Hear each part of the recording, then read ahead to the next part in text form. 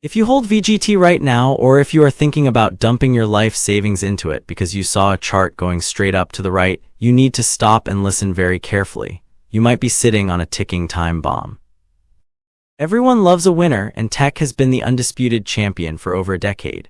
But we are looking at concentration levels in 2026 that make the dot-com bubble of the year 2000 look safe and reasonable, even though today's companies actually have real profits. You aren't buying a diversified basket of stocks anymore. You are making a highly leveraged bet on essentially 3 companies and one specific technology narrative that might have just hit its absolute ceiling. If AI spending slows significantly, this ETF doesn't just dip, it could see substantial downside. So the question you have to answer right now is simple. Are you investing in the future of humanity, or are you just providing exit liquidity for the hedge funds before the music stops? By the end of this deep dive, you will know exactly whether to hold, fold, or double down on VGT before the market turns against you. I am Tony, and this is Grow with Tony, the place where we don't just chase hype, we dissect the numbers to build real, lasting wealth. Quick legal housekeeping before we dive in. I am a financial analyst and investor, but I am not your personal financial advisor, so treat this as education, not financial advice, and always do your own due diligence. Let's get into it. Is VGT still a buy in 2026, or is the AI tech bubble about to burst? To answer that properly, we cannot just look at the price chart. Anyone can look at a chart and say it went up. We have to strip away the ticker symbol and look at the engine under the hood. We need to understand the mechanics of this fund. First, let's define the beast. VGT is the Vanguard Information Technology ETF. It tracks the MSCI US IMI Information Technology Index. Now, why does that matter? Because information technology is a very specific definition in the stock market world. It is not just tech. When you buy VGT, you are getting 3 main food groups: software, hardware, and semiconductors. That sounds comprehensive, right? But here's the catch that burns most retail investors. Because of how sectors are classified, VGT completely excludes some of the biggest tech companies in the world. You do not get Google, you do not get Meta, the parent company of Facebook. Why? Because Wall Street classifies them as communication services. You do not get Amazon or Tesla. Why? Because Amazon is consumer discretionary, it's retail. So if you think buying VGT gives you the Magnificent 7, you are wrong. You are getting a very concentrated slice of the tech market. And speaking of concentration, let's look at the portfolio breakdown deep dive. This is where it gets uncomfortable. This is where the risk lives. VGT is a market cap weighted ETF. That means the bigger the company, the more of your money goes into it. If you put $10,000 into VGT today, you might think you're spreading that money across the 320 companies in the fund. That feels safe. That feels diversified, but the math tells a different story. You are essentially handing over approximately 43% of your cash to just 3 names: Apple, Microsoft, Nvidia. Let's pause on that. 43% of your investment is riding on 3 CEOs. If the other 317 companies all double in price, but Apple and Microsoft drop 20%, you lose money. That is not diversification. That is a conviction bet disguised as a safe index fund. Let's break down these top holdings because they are the oxygen of this fund. First, Apple. It is a cash flow machine. It is the safest balance sheet in history. But ask yourself, where is the growth coming from in 2026? Are people buying iPhones every year like they used to, or are we seeing a supercycle slowdown? If Apple is just a utility company that pays a dividend, does it deserve a growth multiple? Second, Microsoft. This is the enterprise backbone. They own the cloud with Azure, they own productivity with Office, and they own a massive stake in OpenAI. They are the safest play in AI, but even Microsoft is subject to corporate budget cuts. If the economy slows, seat licenses get cut.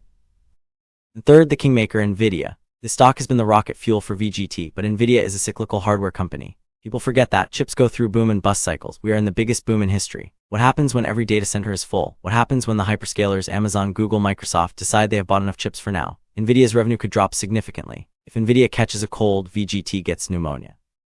You have to ask yourself, are you comfortable with that level of top-heavy risk? Because if you aren't, VGT might be too spicy for your portfolio.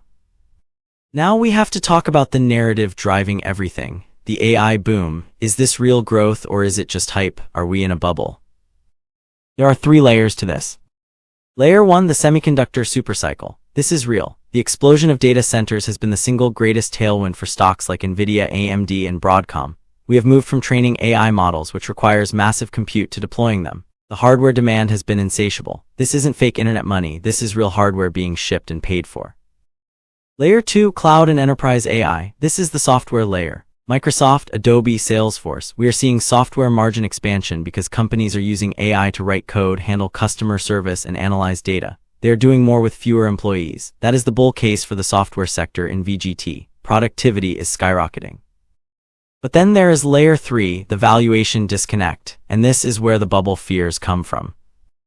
Is the revenue matching the stock price? We have seen massive multiple expansion. Let me explain that simply. If a company earns $1 and you pay $20 for that share, the PE ratio is 20. In 2026, for some of these AI names, investors are paying elevated multiples, though the sector average is around 36 to 40 times earnings. They are paying for growth that hasn't happened yet. They are pricing in perfection. When a stock is priced for perfection, any bad news, a missed earnings report, a delay in a product launch, a CEO selling shares causes a massive sell-off. Earnings growth eventually hits the law of large numbers. You cannot double in size every year forever. Eventually, you become the size of the entire GDP. So are we seeing bubble warning signs? Let's look at the psychology. Look at the sentiment. When your Uber driver, your dentist, and your cousin who has never invested a dime are all giving you stock tips about AI startups, that is a signal. It's called the shoeshine boy indicator from the 1929 crash. When the general public is euphoric, the smart money is usually looking for the exit. You're seeing retail FOMO, fear of missing out, driving prices well beyond their intrinsic value. We saw it in the dot-com era of 1999. Back then it was Cisco and Intel. Everyone said the internet will change the world. And they were right, the internet did change the world. Unlike back then, today's companies have massive real profits, but that doesn't make them immune to gravity. If you bought Cisco at the peak in 2000, it took you nearly 20 years just to break even. You can be right about the technology and dead wrong about the price. We saw it in the pandemic tech rally of 2020. Zoom, Peloton, DocuSign, the narrative shifts from innovation to invincibility. The media starts saying things like valuations don't matter anymore because this time is different. Ladies and gentlemen, the four most dangerous words in investing are "this time is different." And we cannot ignore the macro pressure, the boring stuff that actually moves markets, interest rates. Tech is incredibly sensitive to interest rates. Why? Because tech stocks are what we call long-duration assets. Investors are buying them for profits that will happen 10 years from now. When interest rates are at zero, those future profits look huge. But when interest rates stay high or even just stop falling, the value of those future dollars shrinks today. Think of interest rates like gravity. When rates are low, gravity is low and asset prices can float to the moon. When rates are high, gravity is heavy and it pulls valuations down to earth. If the Federal Reserve keeps rates higher for longer to fight sticky inflation in 2026, the math simply stops working for highly valued growth stocks. A PE of 40 makes sense at 2% interest rates. It makes 0 sense at 5% interest rates. Let's look at history. We have to be students of the past to protect our future. How does VGT behave in a crisis? In the 2008 financial crisis, tech got crushed. It fell 50%, but the banks fell harder. In the 2020 COVID crash, tech fell hard, about 30% in a month, and then rebounded instantly because everyone went digital. That created a false sense of security. Then look at 2022, the rate hike sell-off. This is the most relevant example. VGT lost around 30% of its value. It fell significantly harder than the S&P 500. While energy stocks were up and healthcare was stable, tech was bleeding out. The pattern is clear. VGT has higher beta. That is finance speak for higher volatility. When the market is happy, VGT parties harder than anyone else. It gives you those 20%, 30%, 40% years. But when the market is scared, VGT gets punished more severely. It falls faster and deeper. The question you have to answer is, does VGT fall harder this time? And more importantly, will it recover faster? Let's play out the risk scenarios for the rest of 2026 and into 2027. This is the part where you need to pay attention to your own portfolio size. Scenario 1 is the bull case. This is the Goldilocks scenario. AI adoption accelerates. We aren't just using chatbots. AI is running entire supply chains. Productivity skyrockets, inflation comes down because of efficiency, and corporate earnings catch up to these lofty stock prices. The Fed cuts rates because inflation is dead. If this happens, VGT goes to the moon. We see new all-time highs and the party continues. Scenario 2 is the base case. This is often the most likely, though it's the most boring. Growth slows down, the market moves sideways. We see valuation compression, meaning stock prices stay flat while earnings slowly catch up. The stocks simply ran too far too fast and now they need to rest. It becomes a boring, frustrating trade for a year or two. You make 0% while bonds pay you 5%. Scenario 3 is the bear case. This is the scary one. AI spending slows. CFOs realize they're spending billions on AI compute but not seeing a return on investment. A recession hits enterprise IT budgets. If Microsoft and Amazon cut their capital expenditure, the semiconductor stocks crater. In this scenario, a 30 to 50% drawdown in VGT is not just possible, it is probable. Imagine your $100,000 turning into $60,000 in 6 months. Can you stomach that? So knowing all of this, who should actually buy VGT right now? If you are a long-term growth investor with a time horizon of 10 years or more, VGT is still a powerhouse. You are betting on human innovation. You are betting that technology will be a larger part of the economy in 2036 than it is today. That is a safe bet. You have a high risk tolerance and you can sleep at night even if your portfolio drops 20% in a month. This should be a satellite allocation, maybe 10% or 20% of your portfolio, not your entire life savings. You should not buy it. If you are near retirement, stay away. The sequence of returns risk is too high. If the market crashes right after you retire, you run out of money. If you are a short-term trader trying to catch a quick pump, you are gambling, not investing. And if you are the type of person who checks your portfolio app every day and panics when it's red, VGT will destroy your mental health. Stick to the S&P 500 or a dividend ETF. If you are unsure but still want exposure, here is the smart strategy.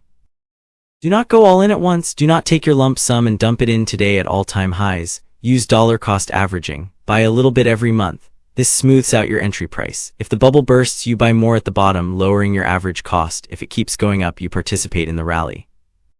And please pair this with a broad index like the S&P 500 ticker VOO or a total market index ticker VTI. Think of VGT as the hot sauce and the S&P 500 as the chicken and rice. You don't drink a bottle of hot sauce. You put a little bit on your meal to spice it up. If your whole portfolio is VGT, you have a stomach ulcer waiting to happen. Let's wrap this up with the honest conclusion. VGT is not a scam. It is a phenomenal collection of the best, most profitable companies on earth. VGT itself is likely not a bubble in the traditional sense. These companies make billions in profit, but parts of the AI trade might be in a bubble. There's a lot of foam at the top of the latte right now. We need to distinguish between the technology, which is revolutionary, and the stock price, which might be hallucinating. Be careful, be sized correctly, and don't chase yesterday's returns thinking they are guaranteed for tomorrow. Now, I have a favor to ask. If you found value in this deep dive, please smash that like button. It helps the algorithm find other investors who need to hear this. Hit the subscribe button and ring the bell so you don't miss our next breakdown. And I want to hear from you in the comments. Are you buying VGT at these levels, or are you scared of the crash? Also, tell me what ETF or stock you want me to destroy in the next video. Tell me the ticker symbol and I'll get to work on it for you. But if you don't want to comment, that's fine too. Just thanks for watching. I'm Tony, this is Grow with Tony. Stay smart, stay disciplined, and I'll see you in the next one.